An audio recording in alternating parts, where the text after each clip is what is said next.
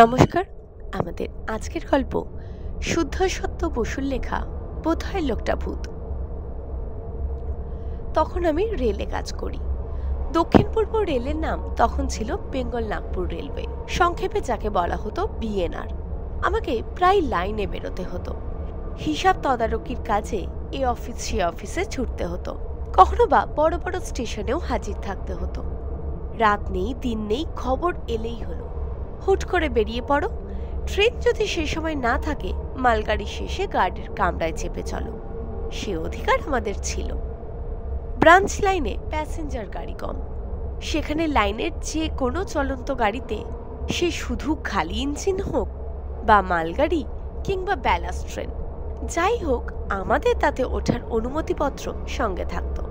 এই রকমের কর্মজীবনের কিছু বৈচিত্র্য আছে। বিবিধ ধরনের বিস্ময়কর ঘটনা চাকরির একঘেয়েমিতে ভারী মিষ্টি একটা প্রলেপ বুলিয়ে দিত। আমি এখানে তোমাদের কাছে আজ ছোট্ট একটা ঘটনার উল্লেখ করব। আমাকে যেতে হবে বিলাসপুর। যাচ্ছি চক্রধর থেকে বোম্বে মেলে। হাওড়া থেকে যে বোম্বে মেল সন্ধ্যার দিকে ছাড়ে, সেটা চক্রপুরে যায়। ধরো রাত 12টার পর মাঝে থামে শুধু খড়গপুর আর টাটানগরে। চক্রধরপুরে মিনিট 10 দাঁড়িয়েই ফের ছুট দেয়। দাঁড়ায় গিয়ে 100 কিলোমিটারের পর রাউরকেল্লা স্টেশনে। তারপর গোটা 3 স্টেশনে থেমে ভোরবেলা যায় বিলাসপুর। যখনকার কথা বলছি তখন ছিল শীতকাল। জানুয়ারি মাসের গোড়ার দিকে ওইসব অঞ্চলে ভারী শীত পড়ে। মনে হচ্ছে সেই সালটা ছিল 1943। তখন দ্বিতীয় বিশ্বযুদ্ধের জন্য ভারতের সর্বত্র সৈন্য চলাচলের শেষ হয়নি। লাইনে লাইনে প্যাসেঞ্জার গাড়ি কমিয়ে শুধু মিলিটারি স্পেশাল চালানো হচ্ছে। হাওড়া থেকে নাগপুর পর্যন্ত যেতে তখন মাত্র 2টো গাড়ি, বোম্বে মেল আর নাগপুর প্যাসেঞ্জার। মেলেও যেমন ভিড়, কারণ মেলের অর্ধেকটা মিলিটারির বড়বাবুদের জন্য রিজার্ভ থাকতো। আর প্যাসেঞ্জার ট্রেনেও তেমনই ঠাসাঠাসি, তিল ধারণের জায়গা থাকতো না। সে একটা সময় গেছে বটে।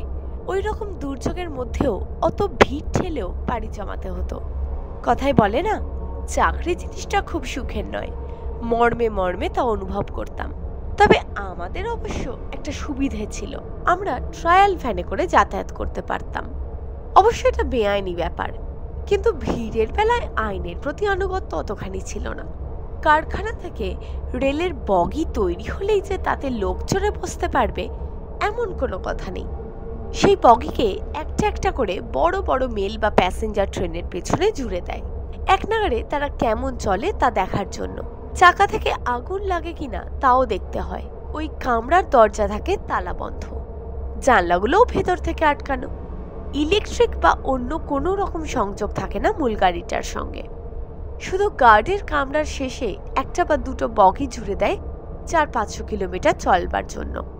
এই রকম বগিকে ট্রায়াল ভ্যান বলে।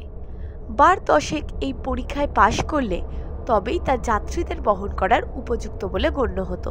আমরা রেলের কর্মীরা ভিড়ের ট্রেনে না উঠে ট্রায়াল বগিতে ওঠার চেষ্টা করতাম।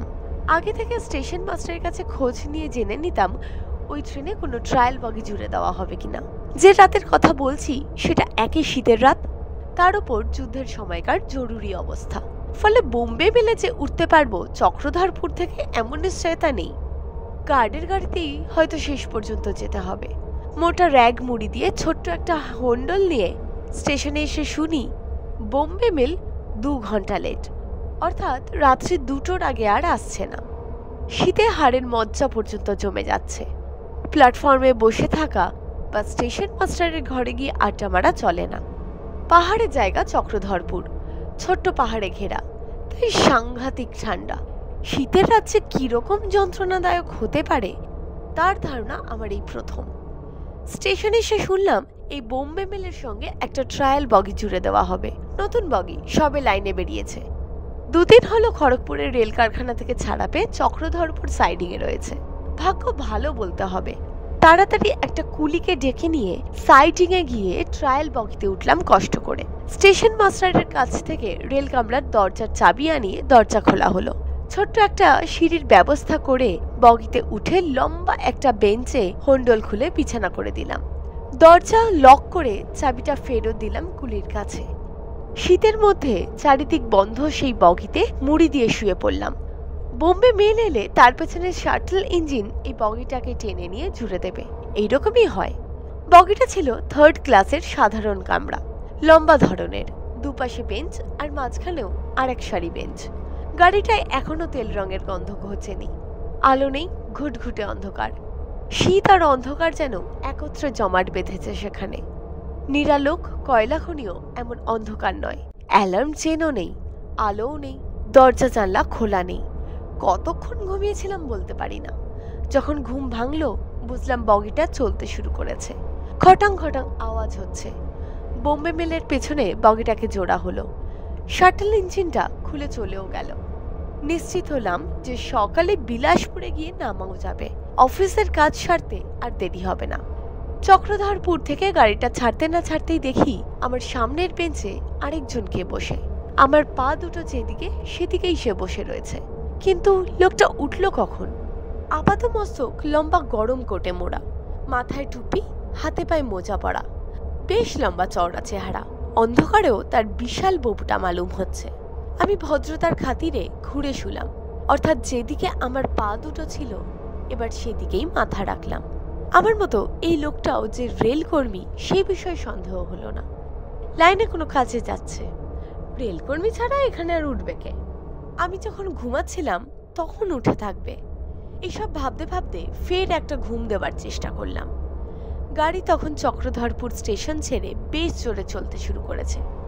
ঘন্টা দুয়েকের আগে আর কোথাও থামবে না। লোকটা হঠাৎ ধরা গলায় আমাকে ইংরেজিতে যে প্রশ্ন করলো তার বাংলা মানে হচ্ছে, আচ্ছা, আপনি ভূত বিশ্বাস করেন? ভূত? হ্যাঁ, ভূত। ভূত বিশ্বাস করেন? হতচকিত হয়ে আমি জবাব দিই, না, করি না, কিন্তু আমি করি। এই কথা বলার সঙ্গে সঙ্গেই লোকটা উঠে গেল কামরা থেকে। কিছুতেই তাকে আর খুঁজে পাওয়া গেল না। ট্রেন ছুটছে, 2 ঘন্টার আগে আর কোথাও দাঁড়াবে না। ট্রায়াল বগিতে আলো নেই, অ্যালার্ম চেনও নেই। এই ছিল আমাদের আজকের গল্প। যদি আজকের গল্পটি আপনাদের ভালো লাগে তাহলে অবশ্যই ভিডিওটাকে লাইক করুন এবং চ্যানেলটিকে সাবস্ক্রাইব করুন।